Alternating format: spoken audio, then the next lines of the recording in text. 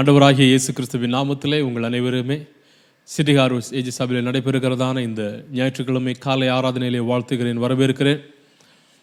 கர்த்தர் நல்லவர், அவர் வல்லவர், அவர் கிருபை என்றும் உள்ளது என்று வேதம் சொல்லுகிறது. இந்த ஞாயிற்றுக்கிழமை ஆராதனைக்கு வீடுகளிலே இருந்து பங்கு கொள்கிறதான ஒவ்வொருவரையும் கர்த்தர் ஆசீர்வதிப்பாராக. இந்த லாக்டவுன் காரணத்தினால் நம் ஆலயத்திலே வந்து தேவனை ஆராதிக்க முடியவில்லை. ஆனாலும் நம் இருக்கிறதான இடங்களில் ஆண்டவரை ஆவியோடும் வல்லமைகளோடு நம்முடைய கரங்களை தட்டி ஆண்டவரை பாடி அவரை மகிமைப்படுத்துவோம். நம் ஆராதனைக்கு கடந்து செல்கிறது முன்பதாக ஜெபித்து நம்முடைய ஆராதனைகளை நாம் ஆரம்பிக்கலாம். நல்ல ஆண்டவரே, நாங்கள் நன்றியோடு ஸ்தோத்தரிக்கிறோம், துதிக்கிறோம். நீர் பரிசுத்த, நீர் வல்லவர் ஆண்டவரே. இந்த காலை வேளையிலே எங்களுடைய வீடுகளிலிருந்து உம்மை ஆராதிக்கும்படியாகவும் துதிக்கும்படியாகவும் கடந்து வந்திருக்கிறோம்.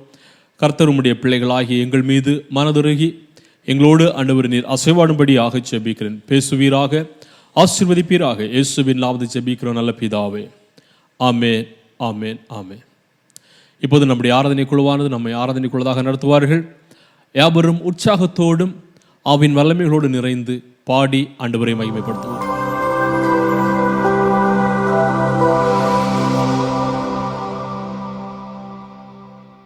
புதிய ஆண்டின் முதல் வாரமான இந்த நாளில் இணையதளத்தில் இணைந்திருக்கும் எல்லோருக்கும் இயேசு நாமத்தில் வாழ்த்துக்கள். ஜெபத்தினாலே இந்த நாளை ஆரம்பிப்போம். அன்பின் ஆண்டவரே, இந்த அருமையான ஒரு நாளை தந்ததுக்காக நன்றி ராஜா.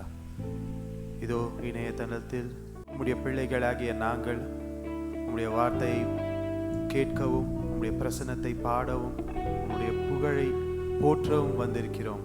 எங்களை ஆசீர்வதிங்க, வழி நடத்துங்க, காத்துக்கொள்ளுங்க, பலப்படுத்துங்க. இயேசுவின் நாமத்தினாலே பிதாவே, ஆமென். எல்லோரும் இருக்கும் இடத்திலே எழுந்து நின்று கரங்களை தட்டி தேவனுடைய நாமத்தை மகிமைப்படுத்துவோம். அல்லேலூயா, ஸ்தோத்திரம் ராஜா.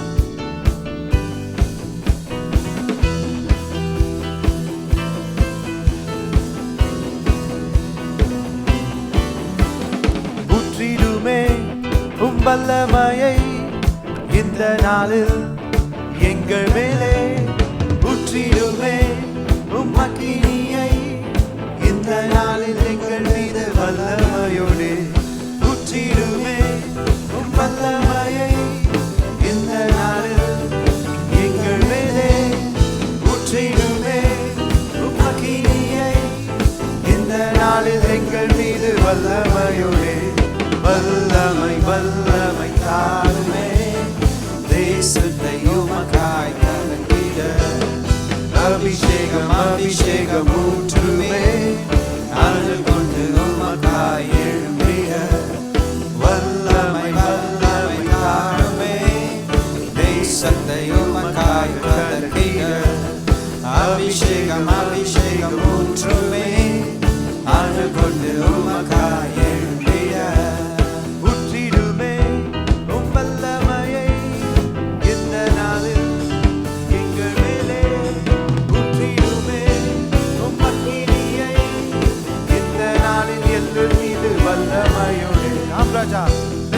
நாளில் நீ செய்த கிருபைகளை, நீ தந்த அக்கினியின் நாவுகளை எங்கள் மேல் பொழிந்தருங்க ராஜா.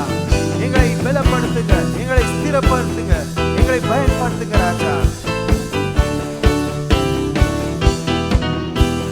பெந்தேகோஸ்தே நாளில் செய்தது போல அக்கினியின் நாவுகள் பொழிந்திடுமே. பெந்தேகோஸ்தே நாளில் செய்தது போல அக்கினியின் நாவுகள் பொழிந்திடுமே. அப்போஸ்தலர் நாட்களில் செய்தது போல இன்றும் செய்ய வேண்டுமே. அப்போஸ்தலர் நாட்களில் செய்தது போல இன்றும் செய்ய வேண்டுமே. ஊற்றிடுமே ஊற்றிடுமே உம் வல்லமையை இந்த நாள்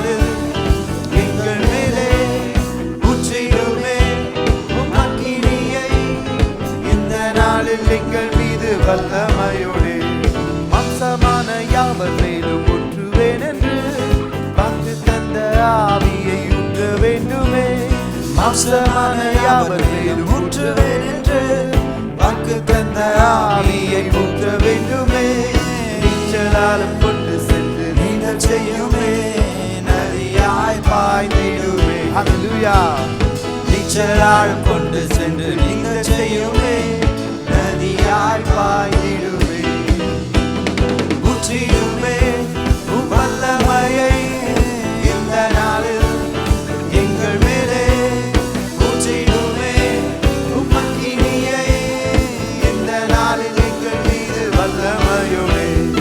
அற்புதங்கள் தீரலாய் நடந்திடவே அற்புதத்தின் ஆவியே வந்திடுமே. அற்புதங்கள் தீரலாய் நடந்திடவே அற்புதத்தின் ஆவியே வந்திடுமே. அந்தகார சங்கிலிகள் அறந்திடவே அக்கினியால் ஊற்றிடுமே. அந்தகார சங்கிலிகள் அறந்திடவே அக்கினியை ஊற்றிடுமே. ஊற்றிடுமே உம் வல்லமையை இந்த நாளில் எங்கள் மேலே. ஊற்றிடுமே உம் அக்கினியை இந்த நாளில் எங்கள் மீது வல்லமையோடு. ஊற்றிடுமே ஊற்றிடுமே உம் வல்லமையை இந்த நாளில் எங்கள் மேலே. ஊற்றிடுமே உம் அக்கினியை இந்த நாளில் எங்கள் மீது வல்லமையோடு. வல்லமை வல்லமை தாருமே, தேசத்தை உமக்காய் கருகிற அபிஷேகம் அபிஷேகம் ஊற்றுமே. அனல் கொண்டு உமக்காய் எழும்பிட வல்லமை வல்லமை தாருமே, தேசத்தை உமக்காய் கருகிற அபிஷேகம் அபிஷேகம் ஊற்றுமே. அனல் கொண்டு உமக்காய் எழும்பிட வல்லமை வல்லமை வல்லம் தாருமே, தேசத்தை உமக்காய் கலக்கிட அபிஷேகம் அபிஷேகம் ஊற்றுமே. அனல் கொண்டு உமக்காய் எழும்பிட. ஹல்லேலூயா. எல்லோரும் கரங்களை தட்டி தேவனுடைய நாமத்தை மகிமைப்படுத்துவோமா? தேவனே, நீர் சிறந்தவர், நீர் பெரியவர், நீரே மகத்துவர். கர்த்தரே, உம்மேல் நாம் பாரத்தை வைத்து உம்மையே ஆராதிக்கிறோம். உம்முடைய பிரசன்னம் இருந்தால் நாங்கள் என்ன வேண்டும் என்றாலும் செய்யக்கூடும் ராஜா. நீர் எங்கள் கூடவே இருங்க ராஜா. எங்களை ஆற்றுங்க, எங்களை தேற்றுங்க, எங்களை வழி நடத்துங்க ராஜா. காத்துக்கொள்ளுங்க. ஹல்லேலூயா. ஸ்தோத்திரம் ஸ்தோத்திரம் ஸ்தோத்திரம்.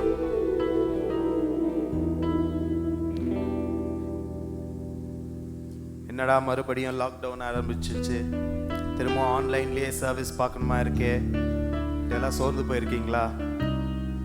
நம்முடைய கர்த்தர் செய்வதெல்லாம் நன்மைக்கு.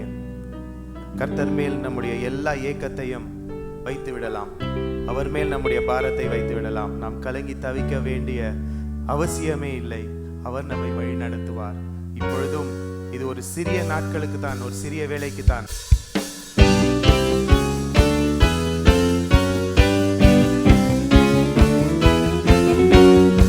கர்த்தர் மேல் பாரத்தை வைத்து விடு, கலங்கி தவிக்காதே. அவரே உன்னை ஆதரிப்பார், அதிசயம் செய்வார். சொல்லலாமா? கர்த்தர் மேல் பாரத்தை வைத்து விடு, கலங்கி தவிக்காதே. அவரே உன்னை ஆதரிப்பார், அதிசயம் செய்வார். நீதிமான் தள்ளாட விட மாட்டார், நித்தமும் காத்து நடத்திடுவார். நீதிமான் தள்ளாட விட மாட்டார், நித்தமும் காத்து நடத்திடுவார். கர்த்தர் மேல் பாரத்தை வைத்து விடு, கலங்கி தவிக்காதே. அவரே உன்னை ஆதரிப்பார், அதிசயம் செய்வார். கர்த்தர் மேல் பாரத்தை வைத்து விடு, கலங்கி தவிக்காதே. அவரே உன்னை ஆதரிப்பார், அதிசயம் செய்வார். நம்மை காத்து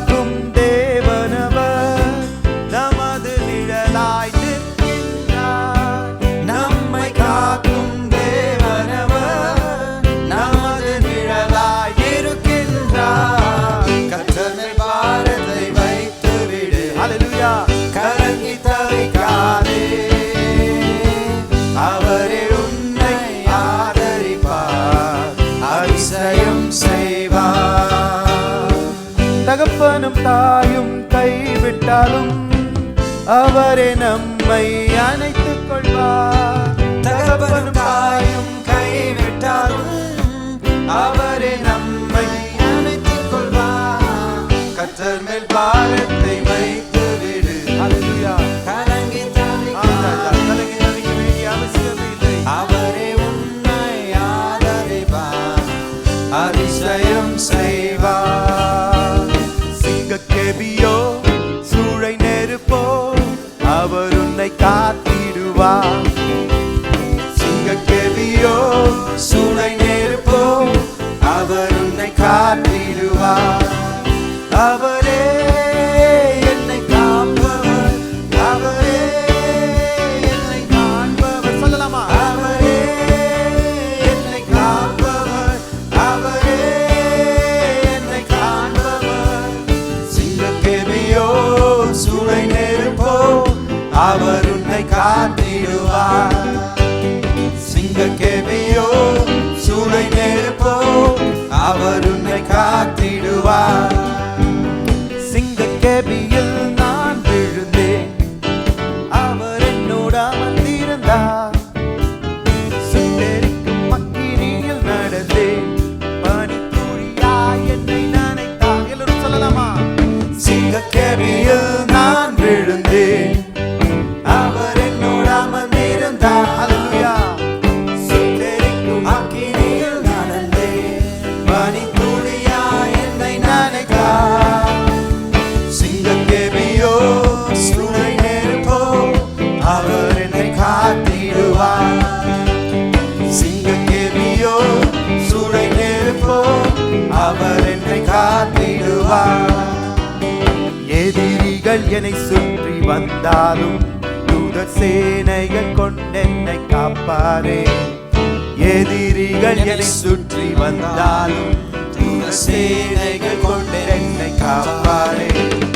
ஆவியினால் யுத்தம் வெல்வேனே, சாத்தானின் சமுத்திரம் விலகுமே. ஆவியினால் யுத்தம் வெல்வேனே, சாத்தானின் சமுத்திரம் விலகுமே. அவரே என்னை காப்பவர், அவரே என்னை காண்பவர், அவரே என்னை காப்பவர், அவரே என்னை காண்பவர். சிங்கக்கேபியோ சூளை நெருப்போ அவர் என்னை காத்திடுவார். சிங்கக்கேபியோ சூளை நெருப்போ அவர் என்னை காத்திடுவார். ராஜ்யம் எனக்குள்ளே வந்ததால் சூழ்ச்சிகள் என்னை ஒன்றும் செய்யாதே. ராஜ்யம் எனக்குள்ளே வந்ததால் சூழ்ச்சிகள் என்னை ஒன்றும் செய்யாதே. அற்புதம் எனக்காய் செய்பவர் என்னை அதிசயமாய் வழி நடத்துவார். அற்புதம் எனக்காக செய்பவர் என்னை வழி நடத்துவார். அவரே என்னை காப்பவர், அவரே என்னை காண்பவர். உற்சாகமாக சொல்லலாமா? அல்லேலூயா. நீதான் ராஜா. சிங்கக்கேபியோ சூளை நெருப்போ அவர் என்னை காத்திடுவார். அல்லேலூயா. சிங்கக்கேபியோ சூளை நெருப்போ அவர் என்னை காத்திடுவார். சிங்கக்கேபியில் நான் விழுந்தேன், அவர் என்னோடு அமர்ந்திருந்தார். சுட்டெரிக்கும் அக்கினியில் நடந்தேன், பனித்துளியாய் என்னை நனைத்தார். சிங்கக்கேபியில் நான் விழுந்தேன், அவர் என்னோடு அமர்ந்திருந்தார். சுட்டெரிக்கும் அக்கினியில் நடந்தேன், பனித்துளியாய் என்னை நனைத்தார். சிங்கக்கேபியோ சூளை நெருப்போ அவர் என்னை காத்திடுவார். சிங்கக்கேபியோ சூளை நெருப்போ அவர் என்னை காத்திடுவார். சிங்கக்கேபியோ சூளை நெருப்போ அவர் என்னை காத்திடுவார். சிங்கக்கேபியோ சூளை நெருப்போ அவர் என்னை காத்திடுவார். சூளை நெருப்போ அவர் என்னை காத்திடுவார். சிங்கக்கேலியோ சூளை நெருப்போ அவர் என்னை காத்திடுவார். எல்லோரும் மனதை திறந்து வாய்களை திறந்து மரத்துக்கு நேராக கரங்களை உயர்த்தி சொல்லலாமா? சிங்கக்கேலியோ சூளை நெருப்போ அவர் என்னை காத்திடுவார். கடைசியாக ஒரு விசை. சிங்கக்கேலியோ சூளை நெருப்போ அவர் என்னை காத்திடுவார்.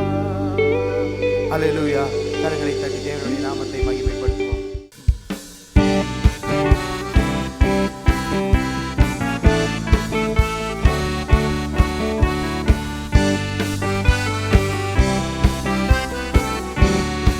எல்லோரும் கரங்களை தட்டி பாடலாமா? எனக்காய் ஜீவன் விட்டவரே, என்னோடு இருக்க எழுந்தவரே, எனக்காய் ஜீவன் விட்டவரே, என்னோடு இருக்க எழுந்தவரே, என்னை என்றும் வழி நடத்துவாரே, என்னை சந்திக்க வந்திடுவாரே, என்னை என்றும் வழி நடத்துவாரே, என்னை சந்திக்க வந்திடுவாரே. இயேசு போதுமே, இயேசு போதுமே, எந்த நாளிலுமே என் நிலையிலுமே எந்த வாழ்விலே இயேசு போதுமே. இன்னொரு விசை சொல்லலாமா? இயேசு போதுமே, இயேசு போதுமே, எந்த நாளிலுமே என் நிலையிலுமே எந்த வாழ்விலே இயேசு போதுமே. பிசாசின் சோதனை பெருகிட்டாலும் சொந்து போகாமல் முன் செல்லவே, பிசாசின் சோதனை பெருகிட்டாலும் சொந்து போகாமல் முன் செல்லவே, உலகமும் மாமிசமும் மயங்கிட்டாலும் மயங்கிடாமல் முன்னேறவே, உலகமும் மாமிசமும் மயங்கிட்டாலும் மயங்கிடாமல் முன்னேறவே. இயேசு போதுமே, போதுமே, போதுமே, இயேசு போதுமே, எந்த நாளிலுமே நிலையிலுமே எந்த வாழ்விலே இயேசு போதுமே. உள்ளுள்ள இடங்களில் மேய்த்திடுவார், அமர்ந்த தண்ணீரண்டை நடத்திடுவார். உள்ளுள்ள இடங்களில் மேய்த்திடுவார், அமர்ந்த தண்ணீரண்டை நடத்திடுவார். ஆத்துமாவை தினம் தேற்றிடுவார், மரண பள்ளத்தாக்கில் காத்திடுவார். ஆத்துமாவை தினம் தேற்றிடுவார், மரண பள்ளத்தாக்கில் காத்திடுவார். இயேசு போதுமே, போதுமே, போதுமே, இயேசு போதுமே, எந்த நாளிலுமே என் நிலையிலுமே எந்த வாழ்வினிலே இயேசு போதுமே. சொல்லுமா? இயேசு போதுமே, இயேசு போதுமே, போதுமே, போதுமே, எந்த நாளிலுமே என் நிலையிலுமே எந்த வாழ்வினிலே இயேசு போதுமே.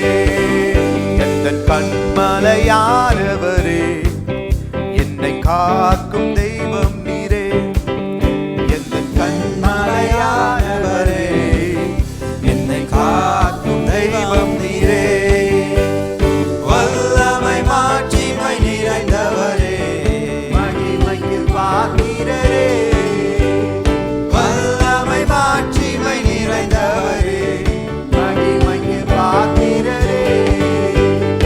ஆராதனை உமக்கே, ஆராதனை உமக்கே, ஆராதனை உமக்கே, ஆராதனை உமக்கே, ஆராதனை உமக்கே, ஆராதனை உமக்கே, ஆராதனை உமக்கே, ஆராதனை உமக்கே.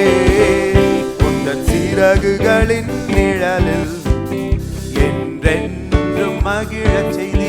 சொல்லலாமா?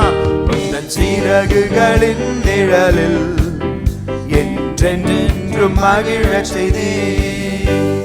தூயரே என் துணையாளரே, துதிக்கு பாத்திரரே. தூயரே என் துணையாளரே, துதிக்கு பாத்திரரே.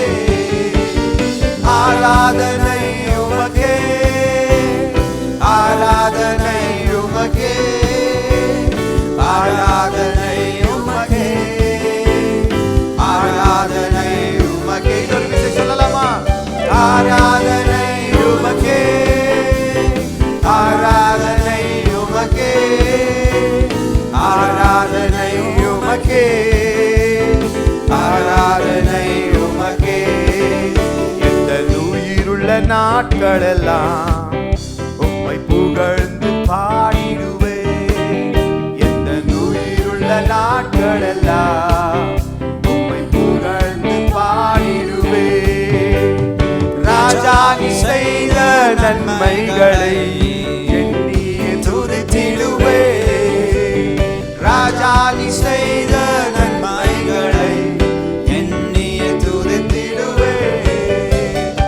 ஆராதனை உமக்கே, ஆராதனை உமக்கே, ஆராதனை உமக்கே, ஆராதனை உமக்கே, ஆராதனை உமக்கே, ஆராதனை உமக்கே, ஆராதனை உமக்கே, ஆராதனை உமக்கே. இயேசு போதுமே, இயேசு போதுமே. எந்த நாளிலுமே, என் நிலையிலுமே, எந்த வாழ்வினிலே இயேசு போதுமே. எந்த நாளிலுமே, என் நிலையிலுமே, எந்த வாழ்வினிலே இயேசு போதுமே. எந்த நாளிலுமே, என் நிலையிலுமே, எந்த வாழ்வினிலே இயேசு போதுமே. ஹல்லேலூயா. ஸ்தோத்திரம் ராஜா, ஸ்தோத்திரம், ஸ்தோத்திரம். கடைசியாக ஒரு அர்ப்பணிப்பின் பாடலை பாடும் பொழுது எல்லோரும் இருக்கும் ஸ்தலங்களில் எழுந்து நின்று கண்களை மூடி, இயேசுப்பா நீங்க எவ்வளவு அழகானவர் ராஜா, உம்மை துதிக்க, உம்மை போற்ற அப்பேற்பட்ட அழகான ஒரு தேவன் நீங்க. எங்களுக்காக அந்த கோர மரணத்தை, எங்கள் பாவத்தை ஏற்றுக்கொண்டு அந்த சிலுவையில மரிச்சீங்களே ராஜா. நீர் எவ்வளவு இனிமையானவர் நேசரே. நீர் எங்க பக்கத்துல இருந்தா என் வாழ்க்கையே இனிமையாக மாறும்.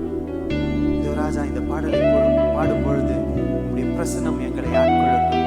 வசனத்துக்கு நேராக எங்களை வழிநடத்துங்க ராஜா. காத்துக்கொள்ளுங்க, வழிநடத்துங்க. அழகானவர் இயேசு, அழகானவர், அழகானவர் இயேசு, அழகானவர். இனிமையானவர் இயேசு, இனிமையானவர். நேசமானவர், என் சுவாசமானவர். சொல்லலாமா? அழகானவர் இயேசு, அழகானவர், அழகானவர் இயேசு, அழகானவர். இனிமையானவர் இயேசு, இனிமையானவர். நேசமானவர், என் சுவாசமானவர். ரோஜா தோட்டம், லீலி புஷ்பம், ரோஜா தோட்டம், லீலி புஷ்பம். நேசர்மடியே என்றும் பக்கம், நேசர்மடியே என்றும் பக்கம். அழகானவர் இயேசு, அழகானவர், அழகானவர் இயேசு, அழகானவர். இனிமையானவர் இயேசு, இனிமையானவர். இனிமையானவர், நேசமானவர், என் சுவாசமானவர். தாலாட்டுவார், சீராட்டுவார், அணைக்கும் கரங்களால் அரவணைப்பார். தாலாட்டுவார், சீராட்டுவார், அணைக்கும் கரங்களால் அரவணைப்பார். அழகானவர் இயேசு, அழகானவர், அழகானவர் இயேசு, அழகானவர், இனிமையானவர் இயேசு, இனிமையானவர், நேசமானவர், என் சுவாசமானவர். அன்பின் ராஜா, இந்த அருமையான ஒரு நாளை தந்ததுக்காக நன்றி ராஜா. இதோ உம்முடைய பிள்ளைகளாகிய நாங்கள் உம்முடைய பிரசன்னத்தில் சில பாடல்களை பாடி உம்மை மகிழ்வித்ததுக்காக, அந்த கிருபையை தந்ததுக்காக நன்றி ராஜா. இதோ ராஜா, வசனத்துக்கு நேராக எங்களை வழி நடத்துங்க. உம்முடைய வசனத்தினாலே எங்களை போஷிங்க ராஜா. இதோ கோரமான இந்த உலகத்தில நீங்க மாற்றம் தான் ராஜா எங்களுக்கு ஆட்களும் தேற்றலுமாக இருக்கிறீங்க. எங்களை காத்துக்கொள்ளுங்க, வழி நடத்துங்க, பலப்படுத்துங்க. இயேசுவின் நாமத்தினாலே பிதாவே, ஆமென். ஆண்டவரை ஆராதிக்கிறதற்கு கர்த்தர் கொடுத்திருக்கிறதான இந்த நல்ல தருணத்திற்காக ஆண்டவரை ஸ்தோத்தரிக்கிறேன், துதிக்கிறேன். இந்த கால வேளையிலே நாம் அடுத்த பகுதியை கடந்து செல்கிற முன்பதாக ஒரு சில வசனங்களை உங்கள் மத்தியிலே படிக்க விரும்புகிறேன். சங்கீதம் 118 அதிகாரம் வசனம் 5 முதல் 9 வரையிலும் படிக்கிறேன். சங்கீதம் 118 வசனம் 5 முதல் 9 வரையிலும். நெருக்கத்திலிருந்து கர்த்தரை நோக்கி கூப்பிட்டேன், கர்த்தர் என்னை கேட்டருளி விசாலத்திலே வைத்தார். கர்த்தர் என் பட்சத்தில் இருக்கிறார், நான் பயப்படேன். மனுஷன் எனக்கு என்ன செய்வான்? எனக்கு அனுகூலம் பண்ணுகிறவர்கள் நடுவில் கர்த்தர் என் பட்சத்தில் இருக்கிறார். என் சத்துருக்களின் சரி கட்டுதலை காண்பேன். மனுஷனை நம்புவதை பார்க்கிலும் கர்த்தர் பேரில் பற்றுதலாய் இருப்பதே நலம். பிரபுக்களை நம்புவதை பார்க்கிலும் கர்த்தர் பேரில் பற்றுதலாய் இருப்பதே நலம். சங்கீதக்காரன் தெளிவாக சொல்லுகிறதான ஒரு வார்த்தை, இந்த உலகத்திலே இருக்கிறதான மனுஷர்களை நம்புகிறதை பார்க்கிலும் கர்த்தர் பேரில் பற்றுதலாய் இருப்பது நலம் என்று சங்கீதக்காரன் சொல்லுகிறான். எதற்காக கர்த்தர் பேரில் நான் பற்றுதலாய் இருக்க வேண்டும் என்று நாம் பார்க்கிறதான போது, இந்த உலகத்திலே வாழ்கிறதான ஒரு மனிதனுக்கு அநேக விதமான உபத்திரவங்களும் பாடுகளும் பலவீனங்களும் இன்னல்களும் வருகிறதாக இருக்கிறது. ஆனால் அந்த சூழ்நிலைகளிலே மனுஷனை நாம் சார்ந்திருக்காதபடிக்கு கர்த்தரை சார்ந்திருக்க வேண்டியது அவசியமானதாக காணப்படுகிறது. என்னை பார்த்து கொண்டிருக்கிறதான அருமையான சகோதரிகளே, சகோதரர்களே, இந்த உலகம் கொரோனா மூலமாக இப்போது 3வது அலையை நோக்கி கடந்து சென்று கொண்டிருக்கிறது. ஒருவேளை அநேகருடையதான வாழ்க்கையிலே பயங்கள் சூழ்ந்திருக்கலாம், வேதனைகள் சூழ்ந்திருக்கலாம், திகில்கள் சூழ்ந்திருக்கலாம்.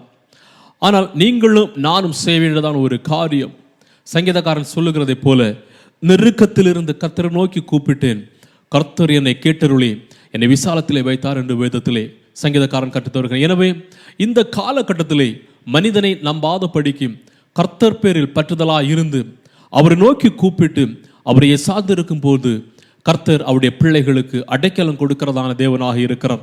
சூழ்நிலைகள் எதிராக வரலாம், வேதனைகள் எதிராக வரலாம், பலவீனங்கள் எதிராக வரலாம். ஆனால் இவை எல்லாவற்றிலும் இருந்து விடுவிக்கிறதற்கு போதுமானவராகிய தேவனை நாம் ஆராதிக்கிறோம். எனவே இந்த காலவேளையிலே கர்த்தரையை சார்ந்திருங்கள், அவரையே விசுவாசியுங்கள்.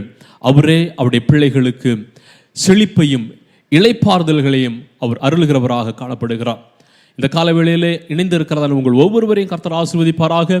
கடைசி வரையிலும் இந்த ஆராதனையிலே பங்கு கொள்ளுங்கள். கர்த்தருடையதான கரம் உங்களோடு இருந்து உங்களை வழி நடத்தட்டும். இப்போது கூட நாம் தேவனுக்கென்று நாம் கொடுக்க போகிறோம். இப்போது ஒரு பாடல் பாடுகிறதான போது தேவனுக்கென்று நாம் கொடுத்து கர்த்தரை மகிமைப்படுத்துவோமாக. ஆமென்.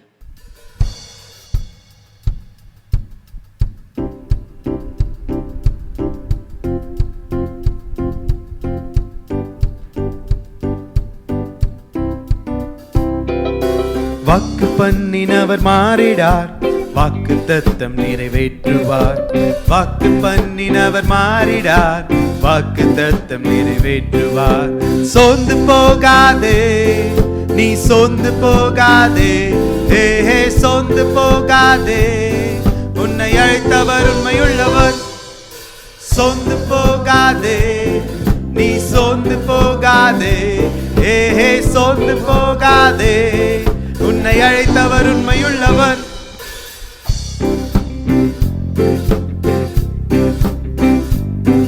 அவர் மனிதன் அல்லவே, பொய் சொல்வதில்லையே. அவர் உண்மையுள்ளவர், வாக்கு மறப்பதில்லையே. அவர் மனிதன் அல்லவே, பொய் சொல்வதில்லையே. அவர் உண்மையுள்ளவர், வாக்கு மறப்பதில்லையே. வாக்கு தந்தவர் சிறந்தவர், சிறந்ததை தருபவர், ஏமாற்றங்கள் இல்லையே. வாக்கு தந்தவர் சிறந்தவர், சிறந்ததை தருபவர், ஏமாற்றங்கள் இல்லையே. சோர்ந்து போகாதே, நீ சோர்ந்து போகாதே, ஏஹே சோர்ந்து போகாதே, உன்னை அழைத்தவர் உண்மையுள்ளவர். சோர்ந்து போகாதே, சோர்ந்து போகாதே, சோர்ந்து போகாதே, உன்னை அழைத்தவர் உண்மையுள்ளவர். காலங்கள் கடந்ததோ, தாமதம் ஆனதோ, வாக்கு தத்தங்கள் உன் வாழ்வினில் தொலைந்ததோ. காலங்கள் கடந்ததோ, தாமதம் ஆனதோ, வாக்கு தத்தங்கள் உன் வாழ்வினில் தொலைந்ததோ. வாக்கு தந்தவர் சிறந்தவர், சிறந்ததை தருபவர், ஏமாற்றங்கள் இல்லையே. வாக்கு தந்தவர் சிறந்தவர், சிறந்ததை தருபவர், ஏமாற்றங்கள் இல்லையே. நீ சோர்ந்து போகாதே, சோர்ந்து போகாதே, உன்னை அழைத்தவர் உண்மையுள்ளவர். சோர்ந்து போகாதே, நீ சோர்ந்து போகாதே, சோர்ந்து போகாதே, உன்னை அழைத்தவர் உண்மையுள்ளவர். வாக்கு பண்ணினவர் மாறிடார், வாக்கு தத்தம் நிறைவேற்றுவார். வாக்கு பண்ணினவர் மாறிடார், வாக்கு தத்தம் நிறைவேற்றுவார். சோர்ந்து போகாதே, நீ சோர்ந்து போகாதே, ஏஹே சோர்ந்து போகாதே, உன்னை அழைத்தவர் உண்மையுள்ளவர். சோர்ந்து போகாதே, நீ சோர்ந்து போகாதே, சோர்ந்து போகாதே, உன்னை அழைத்தவர் உண்மையுள்ளவர்.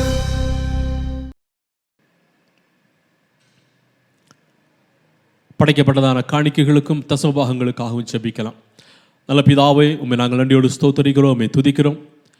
ஆண்டவரே, நாங்கள் ஆண்டவரே இருதயத்தின் ஆழத்திலிருந்து காணிக்கைகள் மூலமாக, தசமபாகங்கள் மூலமாக உமக்கு என்று கொடுத்திருக்கிறதான ஆண்டவரே இந்த காணிக்கைகளை கர்த்தர் ஏற்றுக்கொள்ளும்படியாக ஜெபிக்கிறேன். தெய்வீக ஆசீர்வாதம் கூட இருக்கட்டும், தெய்வீக பிரசன்னம் கூட இருக்கட்டும், தெய்வீக வல்லமைகள் ஆண்டவரே எங்களோடு கூட இருந்து எங்களை வழிநடத்தும்படியாக ஜெபிக்கிறேன். ராஜா, உம்முடைய நன்மைகள் எங்களை சூழ்ந்து கொள்ளும்படியாக ஜெபிக்கிறேன். கொடுத்திருக்கிறதான ஒவ்வொருவரையும் ஆஸ்வதிப்பீராக. காணிக்கைகள் மூலமாகவும் தசமபாகங்கள் மூலமாகவும் மகிமைப்படுத்த கிருபை நமக்கு ஸ்தோத்திரம். தொடர்ந்து எங்களோடு கூட இருக்கும்படியாக ஜெபிக்கிறோம். இப்போதும் கூட உம்முடைய வார்த்தைகள் நாங்கள் கேட்க போகிறோம். தெய்வீக வார்த்தைகள் எங்களோடு இடைபடும்படியாக ஜெபிக்கிறேன். ஆண்டவரே, ஆராதனையில் பங்கு கொள்கிறதான யாராவது ஏதாவது விதமான பாடுகளோடோ பலவீனங்களோடோ உபத்திரவங்களோடோ காணப்படுகிறார்கள் என்று சொன்னால், ஆண்டவரே இந்த நாட்களிலே தெய்வீக பலமும் சுகமும் பாதுகாப்பும் உடைய பிள்ளைகளோடு தங்கி இருக்கும்படியாக ஜெபிக்கிறேன். தெய்வீக பிரசன்னம் கூட இருக்கட்டும், ஆசீர்வதிப்பீராக. ஜெபத்தை கடப்பட நன்றி செலுத்துகின்றோம். இயேசுவின் நாமத்தில் ஜெபிக்கிறோம் எங்கள் ஜெபத்தை கிட்ட நல்ல பிதாவே, ஆமேன், ஆமேன், ஆமேன். அருமையான சகோதர சகோதரிகளை, இப்போது நாம் தேவனுடைய வார்த்தையை கேட்க போகிறோம். நம்முடைய சபையின் போதகர் நம்மத்தில் தேவனுடைய வார்த்தைகளை கொண்டு வருவார்கள். கேட்கிறதற்கு வாஞ்சியோடு இருந்து தேவனுடைய வார்த்தைகளை கேட்டு அவருடைய நாமத்தை நாம் மகிமைப்படுத்துவோம். ஆண்டவர் தாமே ஒவ்வொருவரையும் ஆசீர்வதிப்பாராக. ஆமேன், ஆமேன்.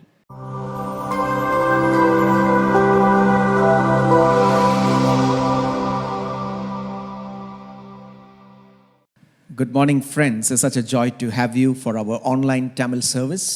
உங்கள் அனைவருக்கும் காலை வணக்கம் நண்பர்களே. உங்கள் அனைவரையும் இந்த ஞாயிற்றுக்கிழமை காலை ஆராதனையிலே வரவேற்கிறதிலே மகிழ்ச்சி அடைகிறோம். As we are having the Sunday lockdown, I request you to stay back home and fellowship with us online. ஞாயிற்றுக்கிழமை ஊரடங்கு காணப்படுகிறபடினாலே நீங்கள் உங்களுடைய வீடுகளிலே இருந்தே நம்முடைய இணையதள ஆராதனையிலே நீங்கள் ஐக்கியப்படும்படியாக கேட்டுக்கொள்கிறேன். We love you. We miss you at church. நாங்கள் உங்களை நேசிக்கிறோம், சபையிலே உங்களை தவறவிடுகிறோம். And we are here to help you in whichever areas you need support during these tough times. We are here for you. இந்த கடினமான நேரங்களிலே உங்களுக்கு எந்த விதத்தில் உதவி தேவைப்படுகிறதோ அந்த விதத்திலே உதவுகிறதற்கு நாங்கள் காணப்படுகிறோம். Do participate in the online care cells and the prayer meetings that we have on a regular basis. நம்முடைய சபையிலே தொடர்ந்து நடைபெறுகிறதான இணையதளத்தின் மூலமாக நடைபெறுகிற பராமரிப்பு குழு கூடுகைகள் மற்ற விதமான ஜெபங்களிலெல்லாம் நீங்கள் கலந்து கொள்ளுங்கள். We have morning prayer every day morning from 6 a.m. to 7 a.m. And in this Zoom link you will be able to participate for that morning intercession. ஒவ்வொரு நாளும் காலை வேளையிலே 6 மணியிலிருந்து 7 மணி வரையிலும் இணையதளத்தின் வாயிலாக நமக்கு ஜெபம் காணப்படுகிறது. நீங்கள் காலை ஜெபத்திலே நீங்கள் கலந்து கொள்ளும்படியாக கேட்டுக்கொள்கிறேன். We also have a Thursday Bible study where we fellowship online on Zoom. So we would love you to fellowship on Thursdays at 7 p.m. Indian Standard Time. வியாழக்கிழமைகளிலே மாலை 7 மணி அளவிலே நமக்கு வேதாகம படிப்பு காணப்படுகிறது. நீங்கள் அதிலும் கலந்து கொள்ளும்படியாக உங்களை கேட்டுக்கொள்கிறேன். Today morning let us go to God's word. இந்த காலை வேளையிலே நாம் தேவனுடைய வார்த்தையை நேராக செல்லலாம். I want to speak to you from Matthew chapter 11 verse 20 through 30. இந்த காலை வேளையிலே மத்தேயு 11வது அதிகாரம் வசனம் 20லிருந்து 30 வரையிலும் நாம் தியானிக்க போகிறோம். மத்தேயு 11வது அதிகாரம் வசனம் 20லிருந்து 30 வரையிலும் நாம் படிக்கலாம். அப்பொழுது தமது பலத்த செய்கைகளில் அதிகமானவைகளை செய்ய கண்ட பட்டணங்கள் மனம் திரும்பாமற் போனபடியினால் அவைகளை அவர் கடிந்து கொள்ளத் தொடங்கினார். கோரசினே உனக்கு ஐயோ, பெத்சாயிதாவே உனக்கு ஐயோ, உங்களில் செய்யப்பட்ட பலத்த செய்கைகள் தீருவிலும் சீதோனிலும் செய்யப்பட்டிருந்ததானால் அப்பொழுதே ரெட்டுடுத்தி சாம்பலில் உட்கார்ந்து மனம் திரும்பி இருப்பார்கள். நியாய தீர்ப்பு நாளிலே உங்களுக்கு நேரிடுகிறதை பார்க்கிலும் தீருவுக்கும் சீதோனுக்கும் நேரிடுகிறது லகுவாய் இருக்கும் என்று உங்களுக்கு சொல்லுகிறேன். வானபரியந்தம் உயர்த்தப்பட்ட கப்பர்நாகுமே, நீ பாதாள பரியந்தம் தாழ்த்தப்படுவாய். உன்னில் செய்யப்பட்ட பலத்த செய்கைகள் சோதோமிலே செய்யப்பட்டிருந்ததானால் அது இந்நாள் வரைக்கும் நிலைத்திருக்கும். நியாய தீர்ப்பு நாளிலே உனக்கு நேரிடுவதை பார்க்கிலும் சோதோம் நாட்டிற்கு நேரிடுவது லகுவாய் இருக்கும் என்று உங்களுக்கு சொல்லுகிறேன் என்றார். அந்த சமயத்திலே இயேசு சொன்னதாவது, பிதாவே, வானத்துக்கும் பூமிக்கும் ஆண்டவரே, இவைகளை ஞானிகளுக்கும் கல்விமான்களுக்கும் மறைத்து பாலகருக்கு வெளிப்படுத்தினபடியால் உம்மை ஸ்தோத்தரிக்கிறேன். ஆம் பிதாவே, இப்படி செய்வது உம்முடைய திருவளத்துக்கு பிரியமாயிருந்தது. சகலமும் என் பிதாவினால் எனக்கு ஒப்பு கொடுக்கப்பட்டிருக்கிறது. பிதா தவிர வேறொருவனும் குமாரனை அறியான். குமாரன் எவனுக்கு அவரை வெளிப்படுத்த சித்தமாய் இருக்கிறாரோ அவனும் தவிர வேறொருவனுக்கும் பிதாவை அறியான். வருத்தப்பட்டு பாரம் சுமக்கிறவர்களே, நீங்கள் எல்லாரும் என்னிடத்தில் வாருங்கள், நான் உங்களுக்கு இளைப்பாறுதல் தருவேன். நான் சாந்தமும் மனத்தாழ்மையுமாயிருக்கிறேன். என் நுகத்தை உங்கள் மேல் ஏற்றுக்கொண்டு என்னிடத்தில் கற்றுக்கொள்ளுங்கள், அப்பொழுது உங்கள் ஆத்துமாவுக்கு இளைப்பாறுதல் கிடைக்கும். என் நுகம் மெதுவாயும் என் சுமை லகுவாயும் இருக்கிறது என்றார். Jesus says, "Come to me, all who are weak and weary and burdened, and I will give you rest." இயேசு சொல்லுகிறார், வருத்தப்பட்டு பாரம் சுமக்கிறவர்களை நீங்கள் எல்லாரும் என்னிடத்தில் வாருங்கள், நான் உங்களுக்கு இளைப்பாறுதல் தருவேன். This is not necessarily physical rest, but in a world that when we are so tired and when we are so mentally weary, Jesus comes and gives us rest. In that verse it says, rest for your souls. சரீரப்பிரகாரமான இளைப்பாறுதல் தேவைப்படுகிறதாக மாத்திரமல்ல, இந்த உலகத்திலே அநேக விதமான பாரம் சுமந்து இருக்கிறதா நமக்கு ஆத்துமா இளைப்பாறுதலை பற்றி இயேசு இங்கே சொல்லுகிறார். Even when we are going through the third wave of this pandemic, we can have rest in the presence of God. இந்த கொரோனா மூலமாக மூன்றாவது அலையிலே கடந்து சென்று இருக்கிறதா நமக்கு தேவனுடையதான பிரசன்னத்திலே ஒரு இளைப்பாறுதலை நாம் பெற்றுக்கொள்ள முடியும். Now to understand this rest, we need to find the context of Matthew chapter 11. இந்த இளைப்பாறுதலை பற்றி நாம் அறிந்து கொள்ளுகிறதற்கு மத்தேயு 11வது அதிகாரத்தினுடையதான பின்னணியத்தை நாம் தெரிந்து கொள்ள வேண்டும். Matthew has been presenting Jesus as a Messiah, and in chapter 4 he has inaugurated the kingdom of God. மத்தேயு 4வது அதிகாரத்திலே மத்தேயு இயேசு கிறிஸ்துவை ஒரு மேசியாவாக கண்டுகொண்டு இயேசு கிறிஸ்துவை 4வது அதிகாரத்திலே அவர் மேசியாவாக அடையாளம் காட்டுகிறார். And in chapter 5 to 7 he comes with a passage of Jesus speaking on the Sermon on the Mount on how you are to live out your life in the kingdom of God. மத்தேயு 5வது அதிகாரத்திலிருந்து 7வது அதிகாரம் வரையிலும் மலை பிரசங்கத்தை அங்கே இயேசு கிறிஸ்து பேசுகிறார். அதிலே ஒரு கிறிஸ்தவனாகிய ஒரு மனிதன் எவ்வாறாக ஜீவிக்க வேண்டும் என்கிறதையும் பற்றி அவர் சொல்லுகிறார். And in Matthew 8 and 9 you have the amazing healing stories and the deliverance stories of Jesus. Praise praise God for what he does and what he can do today. மத்தேயு 8வது அதிகாரமும் 9வது அதிகாரத்திலும் இயேசு கிறிஸ்து செய்ததான அநேக விதமான அற்புதமான அதிசயமான காரியங்கள் அங்கே விவரிக்கப்பட்டிருக்கிறது. இயேசு கிறிஸ்து என்ன விதமான அற்புதங்களை செய்ய முடியும் என்கிறதை புரிந்து கொள்ளலாம். And Matthew chapter 10, Jesus sends out his 12 to witness about the kingdom. He wants this kingdom message to go to the surrounding regions, and he sends out his 12 disciples. இயேசு கிறிஸ்து தன்னுடைய சுவிசேஷம் இந்த சுற்றி இருக்கிறதான தேசம் முழுவதும் பரப்பப்பட வேண்டும் என்பதற்காக தன்னுடைய சீஷர்களை அவர் ஊழியத்திற்கு என்று அவர் அனுப்புகிறார். அதை தான் மத்தேயு 10வது அதிகாரம் எடுத்துரைக்கிறது. But when you come to Matthew chapter 11, we can find that even though people are receiving and accepting the kingdom of God, there are people who are doubting whether Jesus is truly the Messiah. மத்தேயு 11வது அதிகாரத்திலே அநேக ஜனங்கள் இயேசு கிறிஸ்துவை ஏற்றுக்கொள்ளுகிறார்கள். ஆனால் அதே நேரத்திலே நாம் இதிலே காண முடியும் அநேகம் பேர் அவரை அவிசுவாசிக்கிறவர்களாகவும் காணப்படுகிறார்கள். Now people are doubting the kingdom of God, and people are protesting, and there is violence against the Jesus movement. இயேசு கிறிஸ்துவை பற்றியதான அநேக விதமான எதிர்ப்புகளும் இயேசு கிறிஸ்துவின் ராஜ்யத்தை அவிசுவாசிக்கிறதான ஜனங்களுமாக காணப்படுகிறார்கள். So in Matthew chapter 11 verse 2 to 19, you have the unbelief of John the Baptist. மத்தேயு 11வது அதிகாரம் வசனம் 2 முதல் 19வது வசனம் வரையிலும் யோவான் ஸ்நாபகனுடையதான அவிசுவாசத்தை நாம் அதிலே பார்க்க முடியும். John came as the forerunner of Jesus. யோவான் இயேசுவை முன்னறிவிக்கும்படியாக ஒரு வழிகாட்டியாக கடந்து வந்தார். He preached and proclaimed and showed people to Jesus, who is the Lamb of God. ஆட்டுக்குட்டியானவராகிய இந்த இயேசு கிறிஸ்துவை பற்றி பேசியும் பிரசங்கித்தவருமாக யோவான் காணப்பட்டார். He was an amazing man, an upright man. அவர் ஒரு நீதிமான், ஒரு நல்ல ஒரு மனிதன். But where is John now? ஆனால் இப்போது யோவான் எங்கே இருக்கிறார்? John is rotting in prison. அவர் இப்போது சிறைச்சாலையிலே காணப்படுகிறார். Just because he spoke to Herod Antipas against his adulterous marriage with Herodias, his brother's wife, and Herod Antipas has put him in prison. ஏரோது தன்னுடையதான சகோதரனுடையதான மனைவியிடத்திலே காணப்பட்டதான அந்த விபச்சாரத்தின் நிமித்தமாக யோவான் அங்கே சுட்டி காட்டுகிறார். அதன் நிமித்தமாக இப்போது ஏரோதின் மூலம் சிறைச்சாலையில் அடைக்கப்படுகிறார் யோவான். John is following Jesus. யோவான் இயேசுவை பின்தொடர்கிறார்.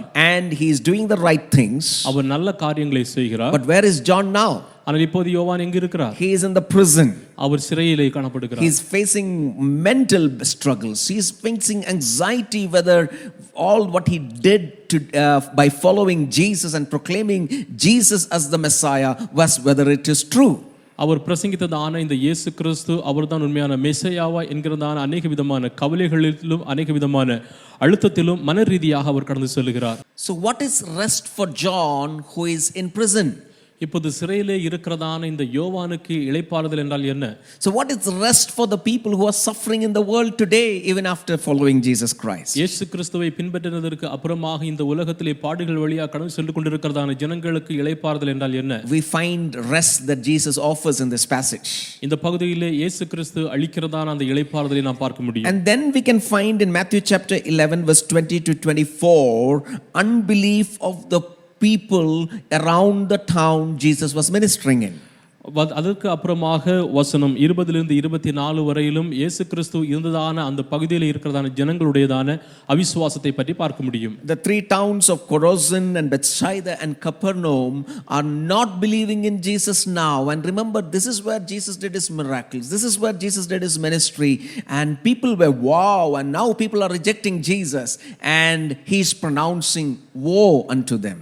கொரோசின், பெத்சாய்தா, சீதோன், தீரு போன்றதான பகுதிகளிலே காணப்படுகிறதான ஜனங்கள் இயேசு கிறிஸ்துவினுடையதான செய்தியை கேட்டிருக்கிறார்கள், கிரியைகளை கண்டிருக்கிறார்கள். ஆனாலும் அவர்கள் அவிசுவாசிக்கிறவர்களாக இதிலே காணப்படுகிறார்கள். And then towards the end of this chapter from 25 to 30, Jesus speaks on those people who believe in Jesus, receive Jesus and his kingdom, and the rest that Jesus has to offer to such people. அதற்கு அப்புறமாக வசனம் 25லிருந்து 30 வரையிலும் ஜனங்கள் யாரெல்லாம் இயேசுவை விசுவாசிக்கிறார்களோ அவர்களிடத்திலே அந்த ஆத்தும இளைப்பாறுதலை பற்றியும் தெளிவாக அதிலே எடுத்துரைக்கிறார். Now before I speak about the rest, I also need to bring in perspective on why Jesus pronounced woes on those three towns that he was ministering in. நான் அந்த இளைப்பாறுதலை பற்றி பேசுவது முன்பதாக இந்த 3 பட்டணங்களிலும் எதற்காக இயேசு ஐயோ என்கிறதான பகுதிகளை கொண்டு வந்தார் என்கிறதை பற்றி நான் சொல்ல விரும்புகிறேன். We like Jesus when he does good. இயேசு கிறிஸ்து அவர் நன்மை செய்கிறதான போதும் வியாதியை சுகமாக்குகிறதான போதும் நாம் அதை நேசிக்கிறவராகவும் விரும்புகிறவராகவும் காணப்படுகிறோம். We like Jesus when he goes on that procession on that Hosanna Sunday and hailing Jesus as king. ஓசானா ஞாயிற்றுக்கிழமைகளிலே அவர் அந்த பகுதிகளில் கடந்து செல்கிறதான போது அவரை புகழ்கிறதும் நமக்கு பிடிக்கும். We all like like a Jesus like that. இயேசு கிறிஸ்து அப்படிப்பட்டவராக நமக்கும் பிடிக்கும். Now Jesus is pronouncing some tough words of judgment and woe. இப்போது இயேசு கிறிஸ்து நியாயத்தீர்ப்பு விதமான ஒரு சில விதமான கடினமான வார்த்தைகளை ஐயோ என்கிறதை பயன்படுத்துகிறார். Many people don't like a Jesus like that. இப்படிப்பட்டதான இயேசுவை अनेक ஜனங்கள் விரும்புகிறதில்லை. Now here is an intense Jesus and there are some tough words that has come out from Jesus. இங்கே ஒரு நோக்கத்தோடு இயேசு கிறிஸ்து ஒரு சில விதமான கடினமான வார்த்தைகள் அவர் வாயிலிருந்து கடந்து வருகிறது. What is Jesus doing? இயேசு கிறிஸ்து என்ன செய்கிறார்? Is Jesus nice when you worship him and if you reject him all of a sudden he becomes bad to you? இயேசு கிறிஸ்துவை நாம் ஆராதிக்கிறதான போது அவர் நல்லவராகவும் அவரை வெறுக்கிறதான போது அவர் கெட்டவராகவும் நம்முடைய வாழ்க்கையில் காணப்படுகிறாரா? Is Jesus angry when people reject him and does he send people off to hell like that? அவரை வெறுக்கிறதான போது ஜனங்கள் அவர் மீது கோபமுடையவர்களாக காணப்படுகிறார்களா? Why is Jesus talking like this? எதற்காக இயேசு இவ்வாறாக பேசுகிறார்? Why is he so worked up and upset?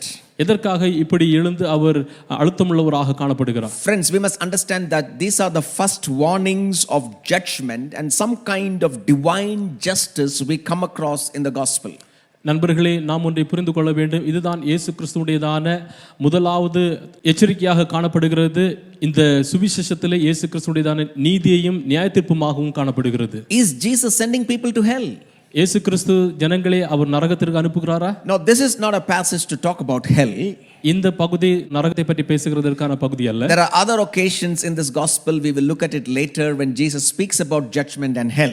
இந்த சுவிசேஷத்திலே மற்ற பகுதிகளிலே இயேசு கிறிஸ்து நியாய தீர்ப்பையும் நரகத்தையும் பற்றி பேசுகிறார். Let us see closely what Jesus is speaking here. இயேசு கிறிஸ்து இங்கே பேசுகிறதை நாம் மிகவும் தெளிவாக பார்க்கலாம். Verse 23, and you Capernaum, will you be lifted to the heavens?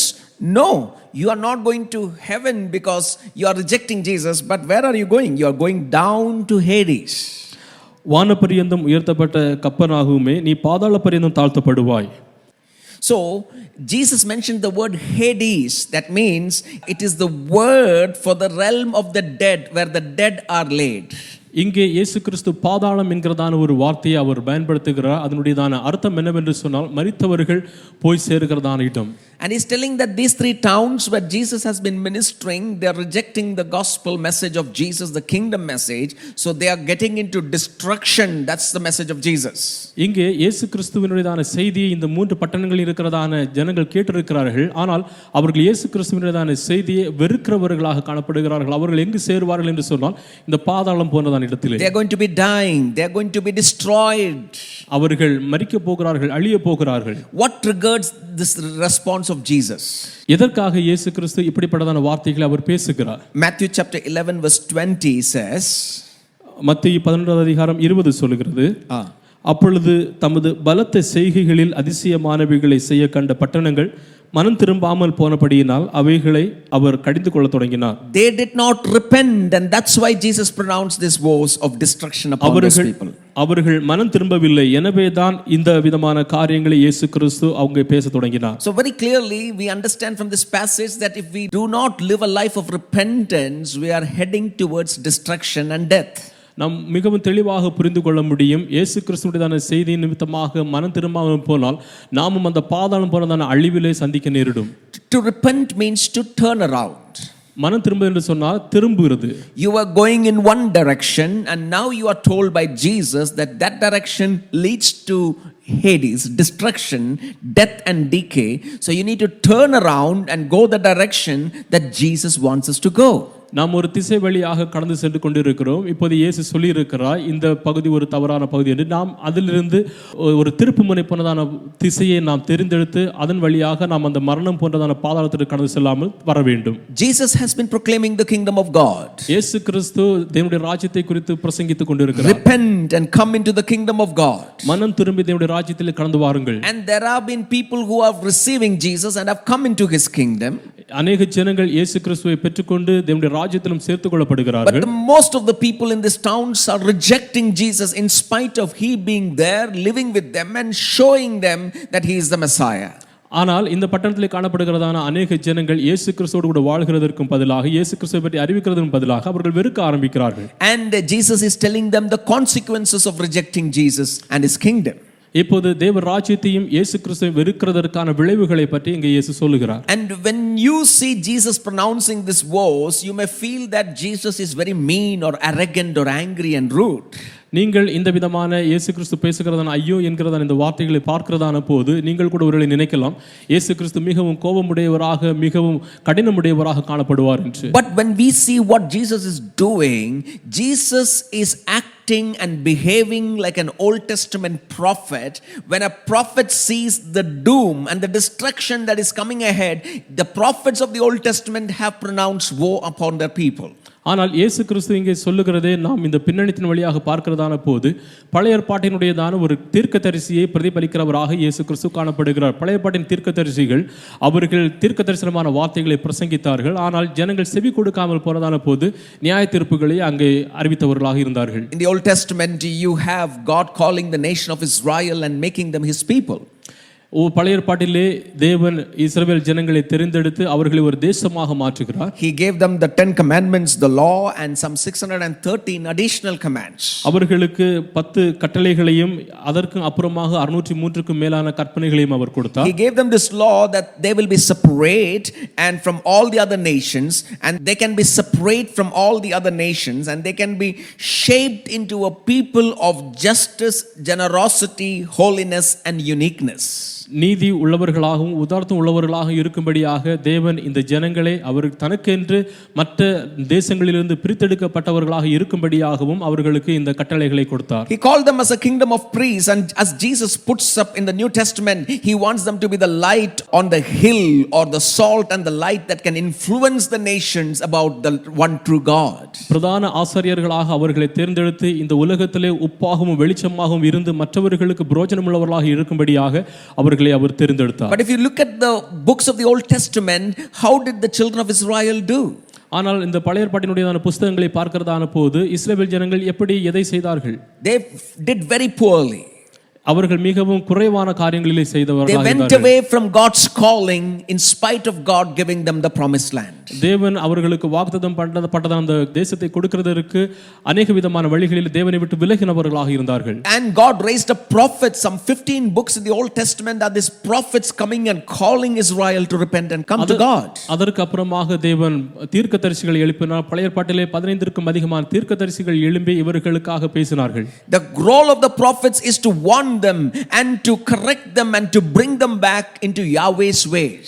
இந்த தீர்க்கதரிசிகளுடையதான செயல்பாடுகள் எப்படி என்று சொன்னால் அவர்களுக்காக எச்சரித்து அவர்களை யெகோவா தேவனிடத்திலே மறுபடியும் கொண்டு வரும்படியாக இருந்தது. And if you go to the book of Isaiah, the major part of his writings is to repent and to turn their ways to God's ways. ஆனால் ஏசாயா எழுதினதான தீர்க்கதரிசன புத்தகத்தின் நேராக நான் வருகிறதான போது அங்கே அவர்களை எல்லா விதமான துன்மார்க்கத்தனத்திலிருந்து திருப்பி தேவனுடையதான வழிகளை கொண்டு வரும்படியாக காணப்பட்டது. Isaiah was a friend to the kings of Israel, and he saw that these kings are copying the Babylonian then superpower, and they are trying to bring in their kind of administration and their kind of thing into the land of Israel, and Isaiah is asking them not to do that and repent from the wrong ways. अनेक ராஜாக்களுக்கு ஏசாயா ஒரு நண்பராக காணப்பட்டார். மற்ற ராஜாக்கள் பாபிலோனிய ராஜாக்களோடு கூட கூட்டு சேர்ந்து தவறான காரியங்களிலும் துன்மார்க்கத்தனங்களிலும் அவர்கள் காணப்படுகிறதன் காரணமாக ஏசாயா அவர்களுக்கு இந்த விதமாக காரியங்களை செய்யக்கூடாது என்று अनेक விதங்களில் எச்சரித்தார். But at a certain point Isaiah realizes that most people are not listening to him, and the leaders of Israel are rejecting his message. ஆனால் ஒரு பகுதியிலே அவர் அறிந்து கொண்டார் ஜனங்கள் அவருடையதான செய்தியை ஏற்றுக்கொள்ளவில்லை. இஸ்ரவேலிலே காணப்படுகிற ராஜாக்களும் अनेक பேர் அவருடையதான செய்திகளை So ஏற்றுக்கொள்ளவில்லை. Isaiah is proclaiming war on the people of Israel in Isaiah chapter 5. இப்போது ஏசாயா 5வது அதிகாரத்திலே இந்த ஜனங்களுக்கு எதிராக ஐயோ என்கிறதான பதமான வார்த்தைகளை பயன்படுத்துகிறார். Isaiah chapter 5 verse 11 and 18 to 23, 5 verse 20, woe to those who call evil good and good evil. ஏசாயா 5வது அதிகாரம் வசனம் 18லிருந்து 23 வரை நாம் படிக்கிறதான போது அங்கே தீமை செய்கிறவர்களுக்கு ஐயோ என்கிறதான பதங்களை அவர் பேசுகிறார். Woe is a term in Hebrew for extreme grief and lament and intense pain and concern. ஐயோ என்கிறதான வார்த்தை மிகவும் கொடூரமான புலம்புகிறதான துக்கம் நிறைந்ததான ஒரு பதமாக அது காணப்படுகிறது. Isaiah is pronouncing woe to Israel and its leaders who are not listening God's word of repentance. தேவனுடையதான வார்த்தையை கீழ்ப்படியாத தலைவர்களுக்கும் அவர்கள் மனம் திரும்பாமல் இருக்கிறதான தலைவர்களுக்குமாக ஏசாயா எடுத்துரைக்கிறதான வார்த்தைகள் தான். And Isaiah sees the evil that is coming, the woe that is coming because of their wicked ways. இந்த துன்மார்க்கத்தனத்தின் மூலமாக வரப்போகிறதான அந்த நீதி இல்லாத ஐயோ என்கிறதான காரியங்களை ஏசாயா பார்க்கும்போது What does Isaiah say? ஏசாயா என்ன சொல்லுகிறார்? Verse 13 he says, வசனம் 13 ஏசாயா சொல்லுகிறார், என் ஜனங்கள் அறிவில்லாமையினால் சிறைப்பட்டு போகிறார்கள், அவர்களில் கனமுள்ளவர்கள் பட்டினியினால் தோய்ந்து போகிறார்கள், அவர்களுடைய திரளான கூட்டத்தார் தாகத்தால் நாவறண்டு போகிறார்கள். God is telling through Isaiah that these people are going to get into exile. இந்த ஜனங்கள் அவர்கள் மற்ற நாடுகளுக்குள்ளதாக கைப்பற்றப்படுவார்கள் என்று. The woe is that they are getting into exile. அந்த ஐயோ என்கிறதான வார்த்தை மற்ற நாடுகளிலே இவர்கள் கைதிகளாக கைப்பற்றப்பட போகிறார்கள். What does that exile mean? அந்த கைப்பற்றப்பட்டு போகிறது என்று சொன்னால் என்ன? That the children of Israel are going to continue in their wickedness and God is going to bring them a foreign nation like the Babylonians to come and destroy the temple, the cities and their people and take the remaining remnant people who are alive to Babylon in exile. இஸ்ரவேல் ஜனங்கள் தேவனுக்கு எதிராக தொடர்ந்து அவர்கள் பாவம் செய்ய போகிறார்கள். Babylon போன்ற நாடுகளிலிருந்து அவர்கள் இங்கு கடந்து வந்து இஸ்ரவேல் தேசத்திற்கு எதிராக யுத்தம் செய்து இவர்கள் இருக்கிறதான மனிதர்கள் எல்லாம் கொன்று போட்டு மீதியான இருக்கிறதான காரியங்களை எல்லாம் இவர்கள் கைப்பற்றி கடந்து செல்வார்கள். Isaiah lived somewhere around 700 BC. ஏசாயா 700 BC-களிலே வாழ்ந்து கொண்டிருக்கிறார். And he could foresee in the Lord what would happen if people do not repent. இப்போ ஜனங்கள் மனம் திரும்பாமல் போனால் இவர்களுக்கு என்ன நடக்கும் என்கிறதை முன்பதாகவே அறிகிறவராகவும் இவர் காணப்படுகிறார். And how does he tell that experience of people who do not repent and the death that comes to them? இப்போது தேவனுடைய வார்த்தைக்கு கீழ்ப்படியாத ஜனங்களுக்கு என்ன நடக்கும், அவர்களுக்கு மரணம் வருகிறதான காரியங்களை இங்கே அவர் சொல்லுகிறார். In verse 14 Isaiah says, 14வது வசனத்திலே ஏசாயா சொல்லுகிறார், அது நிமித்தம் பாதாளம் தன்னை விரிவாக்கி தன் வாயை ஆவென்று மட்டில்லாமல் திறந்து அவர்கள் மகிமையும் அவர்கள் திரள் கூட்டமும் அவர்கள் ஆடம்பரமும் அவர்கள் களி கூறுகிறவர்களும் அதற்குள் இறங்கி போவார்கள். Oh, Isaiah is telling that if you do not repent and you don't turn to the ways of Yahweh, you will go into exile. Woe unto you. What is that woe? Because you are going to go to death and you are going to be destroyed by the Babylonians. இப்போது ஏசாயா சொல்லுகிறார், தேவனுடைய வார்த்தைக்கு நீங்கள் கீழ்ப்படியாமல் போவீர்களேயாகில் நீங்கள் மற்ற நாடுகள் மூலமாக கைதிகளாக நீங்கள் சிறை செய்தப்பட்டு கடந்து சென்று அங்கே அநேக விதமான பாடுகளுக்குள்ளதாக அவிழ்க்கப்பட்டு மரணம் போன்றதான பாதாளம் உங்களை விழுங்குகிறதான சூழ்நிலை காணப்படும் என்று. Death is a picture of judgment and destruction that is coming when man does not repent of his sins. ஒரு மனிதன் தன்னுடைய பாவத்திலிருந்து அவன் மனம் திரும்பாமல் போவானேயாகில் அவனுக்கு வருகிறதான தண்டனையாக இந்த மரணமும் அழிவுமாக அது காணப்படுகிறது. And we know the story. நமக்கு அந்த சம்பவங்கள் தெரியும். The Babylonians come and plunder and destroy the temple and the city of Jerusalem.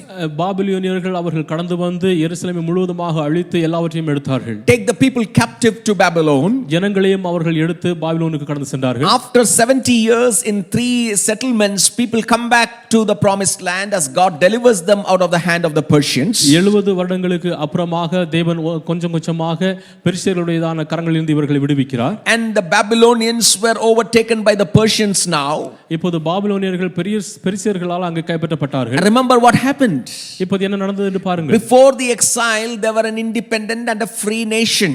கைதிகளாக காணப்படும் முன்பதாக அவர்கள் ஒரு தனிப்பட்ட நாடாகவும் சுதந்திர நாடாகவும் காணப்பட்டார்கள். But from now to the rest of Israel's history, ஆனால் இப்போதிலிருந்து இன்னும் வருகிறதான காலம் இஸ்ரவேலுடையதான வரலாற்றில் Israel will have to run under the thumb of the mighty nations from the east.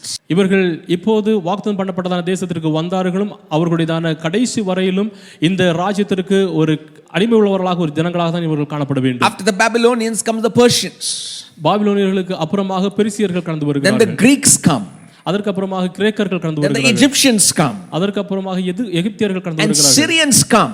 அதற்கு அப்புறமாக சிரியர்கள் In வருகிறார்கள். the intertestament period there are so many people who is ruling actually over Israel.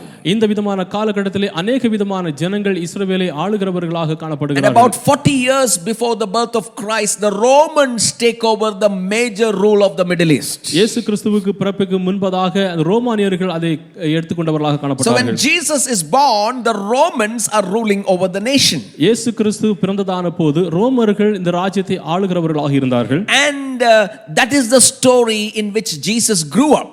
அந்த விதமான ஒரு சம்பவங்களிலே தான் இயேசு கிறிஸ்து இங்கே வளர்ந்தவராக இருக்கிறார். And there were different responses by Israel to the Roman soldiers. இப்போது ரோமருடையதான சேனாதிபதிகளுக்கு வித்தியாசமான பொறுப்புகள் அங்கே காணப்பட்டது. Some Israelites said that you cope up with them, you partner with them, and in the process I can make money and you can make money. சில இஸ்ரவேலர்கள் சொன்னார்கள், நீங்கள் அவர்களோடு கூட இணைந்திருங்கள், ஒன்றுபட்டிருங்கள், அந்த விதமான காலங்களிலே தான் நாங்கள் செழிப்படையவும் நாங்கள் ஐஸ்வர்யவான்களாக முடியும் என்று. But the kingdom told such people, when Jesus told them to repent, Jesus was telling them that you don't align with the ways of the world, and so that you can gain from the world. ஆனால் இயேசு சொல்லுகிறார், நீங்கள் அந்த விதமான உலக பிரகாரமான காரியங்களை நீங்கள் ஒன்றிணைந்து நீங்கள் கடந்து செல்ல வேண்டாம், உலக பிரகாரமான காரியங்கள் கடந்து செல்ல வேண்டாம், நீங்கள் திரும்புங்கள் என்று. He spoke repentance to one such person like Matthew the tax collector. அந்த விதமான ஜனங்கள் ஆயக்காரனாகிய மத்தேயு போன்றதான ஜனங்கள் அவர்கள் மனம் திரும்ப வேண்டும் என்று அவர் சொன்னார். And Matthew from such a lifestyle responded and repented and left his tax collector's booth and he followed Jesus. அந்த விதமான ஒரு காரியத்திலிருந்து மத்தேயு அங்கே பதிலளிக்க வண்ணமாக அவருடைய ஆயக்கார தொழிலை விட்டுவிட்டு மனம் திரும்பி இயேசுவிடத்திலே கடந்து வந்தார். And then there were the militant rebels of Jewish people who wanted a revolution and he wanted the blood of the Roman soldiers. They are called as the zealots in the Bible. அதற்கு அப்புறமாக இந்த ஜெலட்ஸ் என்று சொல்லுகிறதான இந்த ஜனங்கள், யூத ஜனங்கள், இவர்கள் ரோமானியர்களோடு கூட அவர்கள் கலகம் பண்ணுகிறவர்களாக ஒரு மிகப்பெரியதான புரட்சி ஏற்பட வேண்டும் என்று அவர்கள் விரும்பினார்கள். And Jesus proclaimed the kingdom to such people. அந்த விதமான ஜனங்களுக்கு தேவ ராஜ்யத்தை குறித்து இயேசு சொல்லுகிறார். And one person came in the inner circle of Jesus. ஒரு மனிதன் இயேசு கிறிஸ்துவின் உள் வட்டாரத்திலே கடந்து வந்தார். His name is Simon the Zealot. அதிலிருந்து வந்ததான ஒரு மனிதன் தான் கானானாகிய சீமோன். So what Jesus is doing here is he is offering the people the kingdom of God. ஆனால் இயேசு கிறிஸ்து இங்கே என்ன செய்கிறார் என்று சொன்னால் ஜனங்களுக்கு தேவனுடைய ராஜ்யத்தை அங்கே பகிர்கிறவராக இருக்கிறார். Can you imagine during Jesus time the Romans would come and the soldiers would march through the towns and destroy and burn and fire and misbehave with the women and kill some people who rose against them, and what would be the normal response towards by the Jewish people towards the Romans? இப்போது ஒரு சில காரியங்கள் நீங்கள் சிந்தித்து பாருங்கள். இயேசு கிறிஸ்துவினுடையதான அந்த காலகட்டத்திலே ரோமானியர்கள் கடந்து வந்து பெண்களோடு தவறான விலைகளில் காணப்படுகிறது, எரிக்கிறதும் கலகம் பண்ணுகிறதுமான இருக்கிறது. அந்த காலகட்டத்திலே யூதர்களுடையதான மனநிலை எப்படி இருந்திருக்கும்? What would be our response? நம்முடையதான பொறுப்பு எப்படி இருக்கும்? People would be angry, people would be revengeful. ஜனங்கள் அவர்கள் கோபம் நிறைந்தவர்களாகவும் பழி வாங்குகிறவர்களாகவும் இருப்பார்கள். You want to go and kill them. அவர்கள் கடந்து சென்று அவர்களை கொலை செய்ய வேண்டும் என்று நினைப்பார்கள். And that's where Jesus comes with a kingdom teaching and is teaching the Sermon on the Mount. எனவே தான் இயேசு கிறிஸ்து கடந்து வந்து தேவனுடையதான ராஜ்யத்தை குறித்து அவர் அங்கே பிரசங்கித்து மலை பிரசங்கத்தை அங்கே ஏறெடுக்கிறார். He talked about not taking revenge, not retaliating, and not giving evil back with evil, and loving the enemies. தீமைக்கு தீமை செய்யாமல் பழி வாங்குதல் செய்யாமல் உங்களுடைய சத்துருக்களை சிநேகிக்க வேண்டும் என்கிறதான உபதேசங்களை இயேசு சொன்னார். And Jesus is coming and giving us a new way in the kingdom of God. And he's telling, if the people are oppressing you, love your enemies. Let's call for a prayer meeting. Let us pray for them. And he is giving them a new life of repentance. இப்போது இவர்களுக்கு ஒரு புதிய விதமான காரியங்களை அவர் இயேசு கிறிஸ்து சொல்லுகிறவராக காணப்படுகிறார். உங்களுடைய சத்துருக்களை சிநேகியுங்கள், உங்களுக்கு எதிராக வருகிறவர்களுக்காக நீங்கள் கூடி சேர்ந்து அவர்களுக்காக ஜெபம் பண்ணுங்கள் என்கிறதான காரியங்களை சொல்லுகிறார். So to come into the kingdom of God and to come under the lordship of Jesus is to turn our ways in which we naturally respond and to turn our ways on how the kingdom of God, the scripture wants us to respond. எனவே தேவனுடைய ராஜ்யத்திலே கடந்து வர வேண்டும் என்று சொன்னால் நாம் வாழ்ந்து கொண்டிருக்கிறதான அந்த துன்மார்க்க தனத்திலிருந்து நாம் திரும்பி மனம் திரும்பி தேவனுடைய ராஜ்யத்துக்கு ஏற்றதான செயல்களிலே கடந்து வர வேண்டும். And the towns around Galilee were the recruiting towns for the rebellious militant organization called the Zealots against the Romans. இப்போது இங்கே கலிலேயாவிலே சுற்றிலும் காணப்படுகிறதான இந்த பட்டணங்கள் தேவனுக்கு எதிராக அவர்கள் கலகம் பண்ணுகிறதான ஜனங்களாக அவர்கள் காணப்படுகிறார்கள். And Jesus is telling them, this is not how you respond in the kingdom of God. ஆனா இயேசு சொல்லுகிறார், தேவனுடைய ராஜ்யத்தில் நீங்கள் இப்படிப்பட்டதான பதில்களை செய்யக்கூடாது. This is not how you behave as Israel. நீங்கள் இஸ்ரவேலர்களாக இப்படிப்பட்டதான பழக்கங்களை செய்யக்கூடாது. Repent. நீங்கள் மனம் திரும்புங்கள். Turn your ways. உங்களுடையதான பாதையிலிருந்து நீங்கள் திரும்புங்கள். Don't do things like the world does. இந்த உலகம் செய்கிறதை போன்ற செயல்களை செய்யாதிருங்கள். Take my teachings and follow that principle. என்னுடையதான உபதேசங்களை எடுத்துக்கொண்டு என்னை பின்பற்றுங்கள். And Jesus can foresee like prophet Isaiah that if these people do their things like in the natural instinct of revenge and life like that, they are heading into death and destruction. இப்போது இயேசு கிறிஸ்து ஏசாயா பண்ணதான வருகிறதான காரியங்களை அவர் பார்த்து இந்த ஜனங்கள் எப்படியே துன்மார்க்க விதமான செய்கிறதான காரியங்களை செய்கிறார்கள் என்று சொன்னால் அவர்கள் நியாய தீர்ப்புக்குள்ளாகுவார்கள். Isaiah could foresee the destruction.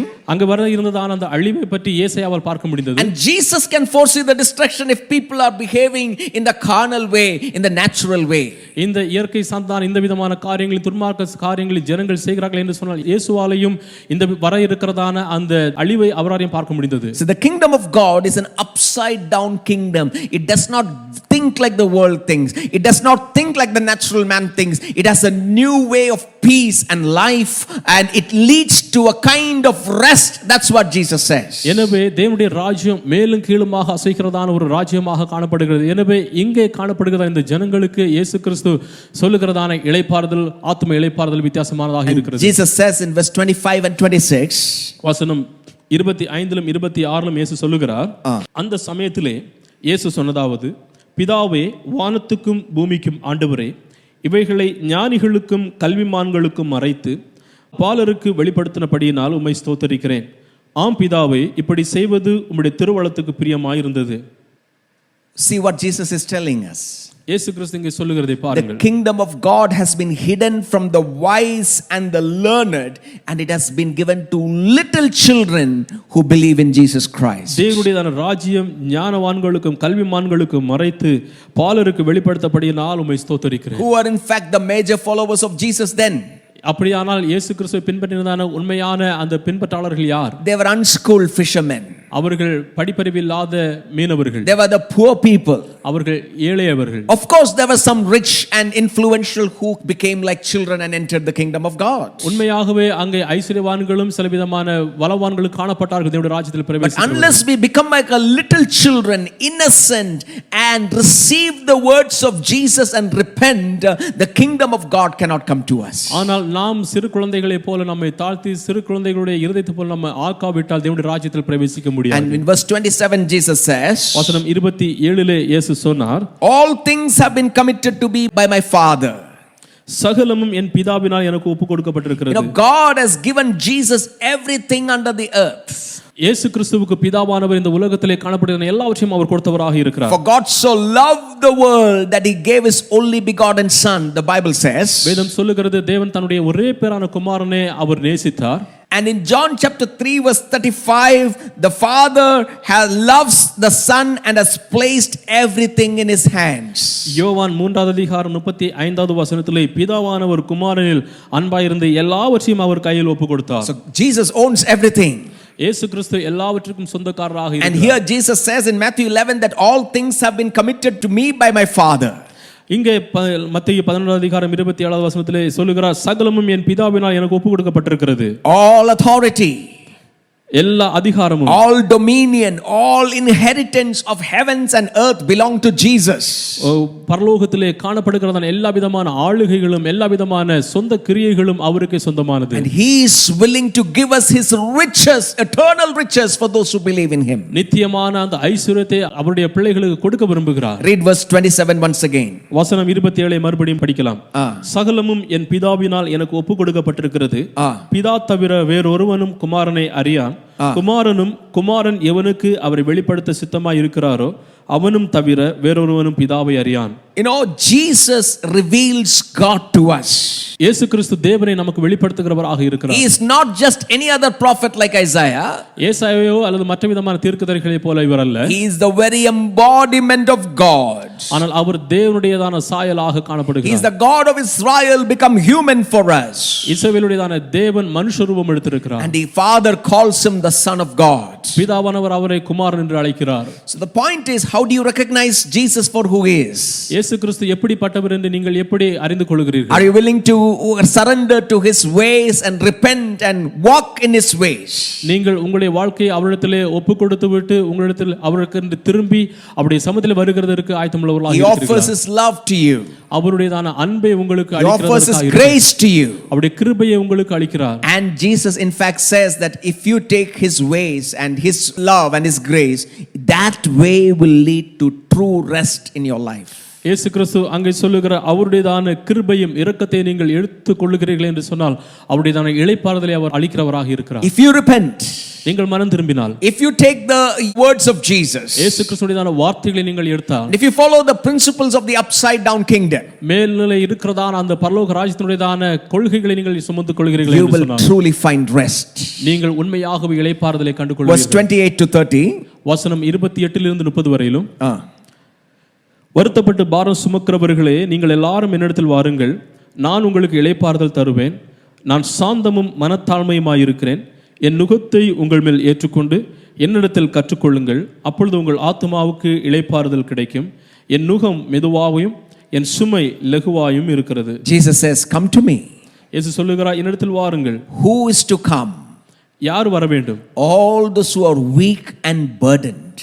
வருத்தப்பட்டு பாரம் சுமக்கிறவர்கள் வர வேண்டும். It is for everybody, universal call in nature. இது உலக பிரகாரமான அழைப்பாக காணப்படுகிறது. எல்லாரும் கடந்து வரலாம். Only those who are weak and weary and burdened can come to Jesus. வருத்தப்பட்டு பாரம் சுமக்கிறவர்கள் இயேசுவிடத்திலே வரலாம். You acknowledge that you are in a desperate need and there is unrest in this world because of sin and you desperately need Jesus. You can come to him. பாவத்தின் நிமித்தமாக ஒரு இளைப்பாறுதல் இல்லாத ஒரு சூழலை இந்த உலகத்தை நாம் கண்டு கொண்டு இருக்கிறோம். ஆனால் நமக்கு மிகவும் அதிகமாகவே வாஞ்சையோடு தேவனுடையதான இளைப்பாறுதல் தேவைப்படுகிறது. And what will Jesus give? இயேசு என்ன கொடுப்பார்? He will give us rest. அவர் நமக்கு இளைப்பாறுதல் கொடுப்பார். Rest for your souls. நம்முடைய ஆத்துமாவுக்கு இளைப்பாறுதல் It is கொடுப்பார். spiritual rest. ஆவிக்குரிய விதமான ஒரு இளைப்பாறுதல் And அது. spiritual rest comes when you take the right kind of yoke upon you. சரியான ஒரு யுகத்தை நீங்கள் எடுக்கிறதான போது அந்த ஆவிக்குரிய விதமான இளைப்பாறுதல் கடந்து வரும். You know, it's not that you come to Jesus and there is no burdens in your life. நீங்கள் கிறிஸ்துவுக்குள் வருகிறதான போது உங்களுக்கு எந்த பாரமும் இல்லை என்கிறது அல்ல. Yoke is heavy. நுகம் மிகவும் பாரமானது. Yoke is upon an ox's shoulders. நுகம் ஒரு கழுதைகளிடத்திலே காணப்படுகிறதான ஒன்று. So when you come to Jesus, நீங்கள் இயேசுவிடத்தில் வரும்போது, it's not that he takes away all your burden. உங்களுடைய எல்லா பாரத்தையும் அவர் சுமக்கிறார் என்கிறது அல்ல. He will give us his different yoke, a different work for you. ஆனால் அவருடையதான வித்தியாசமான செயல்களையும் வித்தியாசமான நுகத்தையும் அவர் உங்களுக்கு கொடுப்பார். You know, in verse 29 Jesus said, வசனம் 29 இயேசு சொன்னார், நான் சாந்தமும் மனத்தாழ்மையுமாய் இருக்கிறேன். என் நுகத்தை உங்கள் மேல் ஏற்றுக்கொண்டு என்னிடத்தில் கற்றுக்கொள்ளுங்கள், அப்பொழுது உங்கள் ஆத்துமாக்களுக்கு இளைப்பாறுதல் கிடைக்கும். Verse 30. என் நுகம் மெதுவாயும் என் சுமை லகுவாயும் இருக்கிறது. When you take the yoke of Jesus, it is easy and his burden is light. இயேசு கிறிஸ்துவின் நுகத்தை நீங்கள் எடுத்துக்கொள்கிறீர்கள் என்று சொன்னால் அந்த சுமை உங்களுக்கு லகுவாய் காணப்படுகிறது. It's not that you picture two oxen or two donkeys taking and sharing the load together and you on one side and Jesus on the other side. No.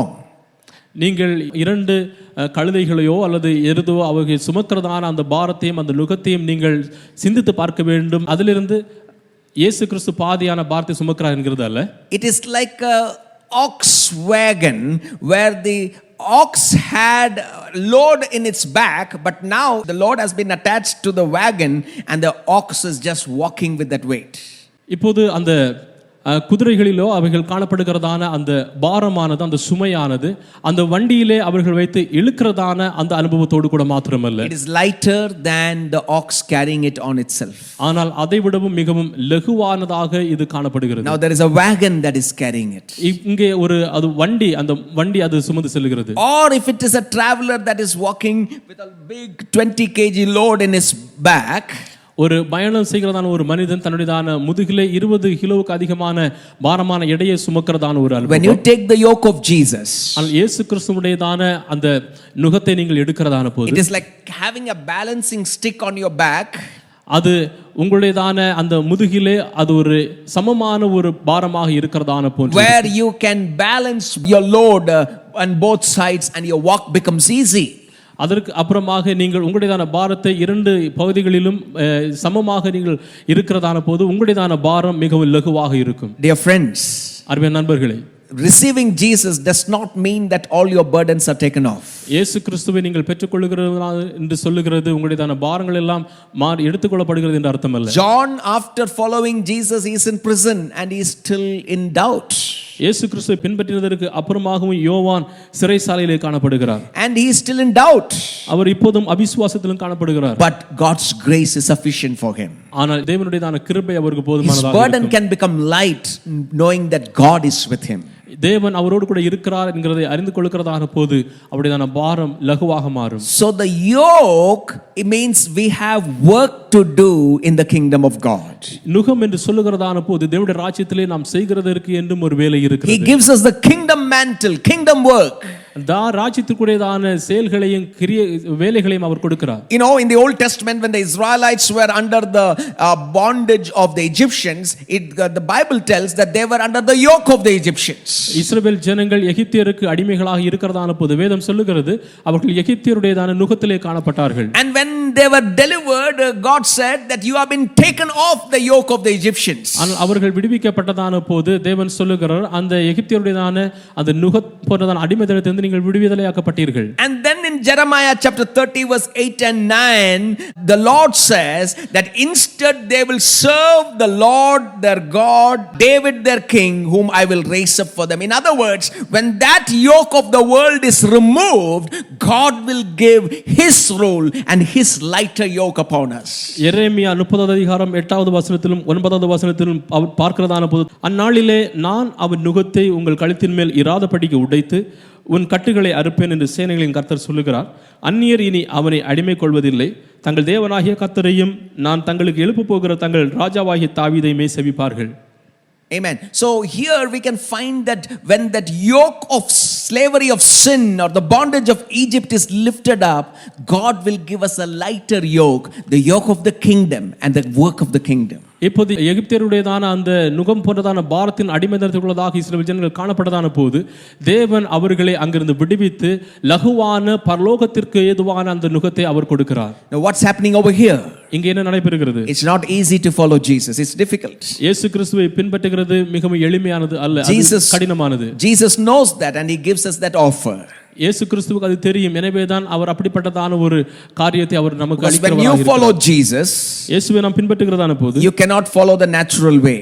இந்த இயற்கை போன்றதான காரியங்களை நாம் பின்பற்ற முடியாது. You cannot live the natural way. இயற்கை போன்றதான காரியங்களை நாம் வாழவும் முடியாது. You have to repent and have the way of Jesus and take his yoke upon you. நாம் மனம் திரும்பி இயேசுவிடத்திலே கடந்து வந்து இயேசுவின் நுகத்தை நாம் பெற்றுக்கொள்ள வேண்டும். But we understand from the scripture that going the natural way leads to Hades, death and destruction. இயற்கை போன்றதான வழியிலே நாம் கடந்து செல்கிறதான போது அது பாதாளத்திற்கும் அழிவிற்கு நேராக கொண்டு செல்கிறது. But when we take the yoke of Jesus, ஆனால் இயேசு கிறிஸ்துவின் நுகத்தை நாம் எடுத்துக்கொள்ளும்போது that path of the kingdom, அந்த ராஜ்யத்துடையதான வழி, that yoke in some way gives us rest. That's what Jesus says. அந்த நுகம் ஒரு சில வழிகளிலே நமக்கு லகுவையும் இளைப்பாறுதலையும் கொடுக்கிறதாக இருக்கிறது என்று இயேசு சொல்கிறார். What did it mean to follow Jesus and repent for the first century believers who heard Jesus? இயேசு கிறிஸ்துவை பற்றி கேட்டதான முதல் நூற்றாண்டு விசுவாசிகளுக்கு எல்லாவற்றையும் மாற்றி இயேசு கிறிஸ்துவை பின்பற்றுகிறது என்ன விதமான அர்த்தம் கொடுத்திருக்கும்? Don't revolutionize against the Romans like the worlds do. உலகம் செய்கிறதை போன்ற ரோமர்களுக்கு எதிராக எந்த விதமான புரட்சியும் செய்ய வேண்டாம். Don't take blood for blood. இரத்தத்திற்கு இரத்தம் எடுக்க வேண்டாம். But follow the ways of the kingdom of peace, righteousness and joy. ஆனால் ராஜ்யத்துடையதான கொள்கைகளான நீதியையும் சமாதானத்தையும் சந்தோஷத்தையும் நீங்கள் எடுத்துக்கொள்ளுங்கள். Forgive your enemies. உங்களுடைய சத்துருக்களை நீங்கள் மன்னியுங்கள். Do good to the ones who are persecuting you. உங்களை உபத்திரப்படுத்துகிறவர்களுக்கு நன்மை செய்யுங்கள். And that is a different way, not the natural way. அதுதான் வித்தியாசமான வழியாக இருக்கிறது, அது இயற்கை போன்றதான வழி அல்ல. Today as we follow Jesus, இன்றைக்கு நாம் இயேசுவை பின்பற்றும்போது what is the way of repentance? மனம் திரும்புதலுக்கான அந்த வழி என்ன? How do you follow Jesus in your relationships? உங்களுடைய உறவுகளில் எப்படி இயேசுவை நீங்கள் பின்பற்றுவீர்கள்? How do you follow Jesus in your family? உங்களுடைய குடும்பத்திலே எப்படி நீங்கள் இயேசுவை How do பின்பற்றுவீர்கள்? you follow Jesus with your money? உங்களுடைய பண ரீதியாக எப்படி இயேசுவை How do you follow பின்பற்றுவீர்கள்? Jesus with your investments? உங்களுடைய முதலீடு மூலமாக எப்படி இயேசுவை பின்பற்றுவீர்கள்? How do you follow Jesus in your conflicts of your life? உங்களுடைய வாழ்க்கையில காணப்படுகிறதான எல்லா விதமான சண்டை சச்சரவுகளுக்கும் எப்படி இயேசுவை We பின்பற்றுவீர்கள்? don't follow the natural way. நாம் இயற்கை பிரதான வழிகளை The பின்பற்றுகிறோம். natural way leads to destruction. இயற்கையான வழி அழிவிற்கு நேராக கொண்டு But follow செல்கிறது. the way of the yoke of Jesus, ஆனால் இயேசு கிறிஸ்துவின் நுகத்தின் வழியை நாம் பின்பற்ற வேண்டும். and that will give us rest. அதுதான் நமக்கு இளைப்பாறுதலை How கொடுக்கும். do you know that way? அந்த வழியை எப்படி பெற்றுக்கொள்வீர்கள்? Ask God for wisdom. தேவனிடத்தில் ஞானத்தை He கேட்டுக்கொள்ளுங்கள். will tell you what is the right thing to do. எது நல்லது என்று செய்ய வேண்டும் என்கிறதை You பற்றி do அவர் not know சொல்லுவார். what to do in that relationship. அந்த உறவுகளிலே ஒருவேளை உங்களுக்கு என்ன செய்ய வேண்டும் என்று You do தெரியாமல் not know இருக்கலாம். what to do about that case that you are battling with. நீங்கள் கடந்து சென்று கொண்டிருக்கிறதான அந்த கேஸ் மூலமாக என்ன செய்வது என்று தெரியாமல் இருக்கலாம். This word will give you that wisdom. ஆனால் இந்த வார்த்தை உங்களுக்கு ஞானத்தை As கொடுக்கும். you pray, you get that wisdom. நீங்கள் ஜெபிக்கிறதான போது நீங்கள் அந்த ஞானத்தை As you பெற்றுக்கொள்வீர்கள். fellowship with saints, you get that wisdom. நீங்கள் புனிதர்களோடு சகல பரிசுத்தவான்களோடு நீங்கள் ஐக்கியத்தில் ஈடுபடும் போது அந்த ஞானத்தை And பெற்றுக்கொள்வீர்கள். God will give you wisdom to walk in His ways. இந்த வழியிலே நடந்து செல்லுகிறதற்கான ஞானத்தை கர்த்தர் கொடுப்பார். And that way will lead to rest. அந்த வழிதான் உங்களுக்கு இளைப்பாறுதல் வழியாக கடந்து செல்லும். This morning, I want to conclude this message. இந்த காலை வேளையிலே இந்த செய்தியை நான் முடிக்க விரும்புகிறேன். Have you been living your life in a carnal way? உங்களுடையதான வாழ்க்கையே ஒரு துன்மார்க்கத்தனமான வழிகளில் நீங்கள் நடக்கிறீர்களா? The worldly way? உலக பிரகாரமான வழிகள்? Jesus is saying, come to me. இயேசு சொல்லுகிறார், என்னிடத்தில் வாருங்கள். Repent from your sins. உங்களுடைய பாவத்திலிருந்து மனம் திரும்புங்கள். Turn from your ways. எல்லா விதமான வழிகளிலிருந்து Take திரும்புங்கள். my yoke upon you. என்னுடைய நுகத்தை நீங்கள் எடுத்துக்கொள்ளுங்கள். And my yoke upon you does not mean that you will not have difficulty. என்னுடைய நுகம் என்று சொல்லுகிறதான போது நீங்கள் கடினமான பாதைகளை செல்ல மாட்டீர்கள். You may face difficulty. கடினமான பாதைகளை நீங்கள் You may face challenges. சவால்களை சந்திப்பீர்கள். But if you take my yoke and take my ways, it will give you rest. நீங்கள் என்னுடைய நுகத்தை எடுத்து என்னுடைய வழிகளை பின்பற்றினீர்களே என்று சொன்னால் உங்களுக்கு இளைப்பாறுதல் கிடைக்கும். Rest for your souls. உங்களுடைய ஆத்துமாவுக்கு இளைப்பாறுதல். Are you going through unrest? நீங்கள் இளைப்பாறுதல் இல்லாத Are you going through pain? வேதனை வழியாக கடந்து செல்கிறீர்களா? This morning, commit yourself to repent and come to the Lord Jesus Christ. இந்த காலை வேளையிலே உங்களை நீங்கள் தேவனுடைய சமூகத்திலே அறிக்கையிடுங்கள். நீங்கள் அவருடைய சமூகத்தில் கடந்து Tell that வாருங்கள். I will not take the natural way the world takes. உலகம் எடுத்து செல்லுகிறதான இயற்கையான வழியிலே நான் செல்ல மாட்டேன் என்று I'll சொல்லுங்கள். take the kingdom way. தேவ ராஜ்யத்தினுடையதான வழிகளை நான் And I will find rest. அங்கே தான் இளைப்பாறுதலை My பெற்றுக்கொள்வேன். burden will be easy. என்னுடைய பாரம் லகுவாக My இருக்கும். load will be light. என்னுடைய பாரம் எல்லாமே லகுவாக இருக்கும். Because He makes it light for me. ஏனென்றால் அவர் எனக்கு வழிகளை And I will find தருகிறார். complete rest in Jesus. எனவே நான் இயேசுவுக்குள்ளதாக முழுமையான இளைப்பாறுதலை பெற்றுக்கொள்வேன். Shall we pray? ஜெபிக்கலாமா? Father, we commit ourselves into the hands of God. பிதாவே, எங்களுடைய வாழ்க்கையை உம்முடைய கரங்களில் ஒப்புதருகிறோம். Thank you for ministering to us through your word. உம்முடைய வார்த்தையின் மூலமாக இடைப்பட்டபடியினால் ஸ்தோத்திரம். Many people are going through unrest. அநேக ஜனங்கள் இளைப்பாறுதல் இல்லாத சூழ்நிலையில் கடந்து செல்கிறார்கள். They are troubled with many things. அநேக விதமான காரியங்களில் அவர்கள் பாடுபட்டு கொண்டிருக்கிறார்கள். But Lord, first of all, we want to repent from our wrong ways. முதலாவதாக எங்களுடையதான எல்லா விதமான வழிகளிலிருந்து நாங்கள் உம்மிடத்திலே மனம் We திரும்புகிறோம். know that our own ways leads to destruction. எங்களுக்கு தெரியும் எங்களுடையதான சொந்த வழிகள் அழிவிற்கு நேராக கொண்டு செல்லும். We repent and come to your ways. நாங்கள் மனம் திரும்பி உம்முடைய சித்தத்திற்கு நேராக கடந்து வருகிறோம். Give us the wisdom to deal our life according to the word of God. உம்முடைய வார்த்தையின் நேராக நாங்கள் வாழ்கிறதற்கு எங்களுக்கு நீ ஞானத்தை தருவீராக. I pray for the ones who are burdened right now.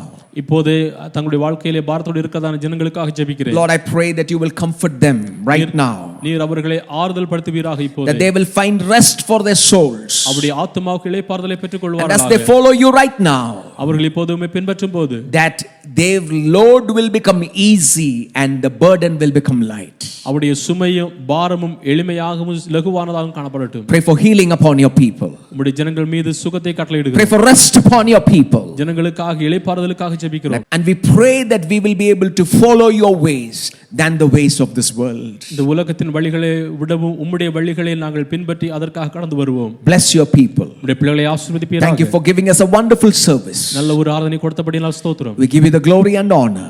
துதி கன மகிமை செலுத்துகிறோம். Give us a good week. நல்ல ஒரு வார்த்தை தருவீராக. In Jesus' name we pray. இயேசுவின் நாமத்தில் பிதாவே. Amen. Amen. Hallelujah. Hallelujah. Praise the Lord.